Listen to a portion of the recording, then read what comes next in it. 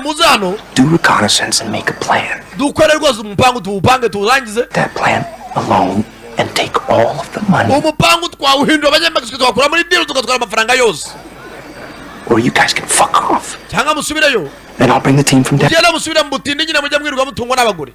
If I do that, this fucker will find out about it and he'll be gone. Sinzi ko mbyumva ariko This guy. uriya mutipero yaraza kumenya ko twamwibye twanagiye kare twarenze. You many fucking bad men are out there all over the world. abantu usanga bana hano hanze hariya hano hanze. Yeah, well, this is my last one. nanjye niyo job ya nyuma bro.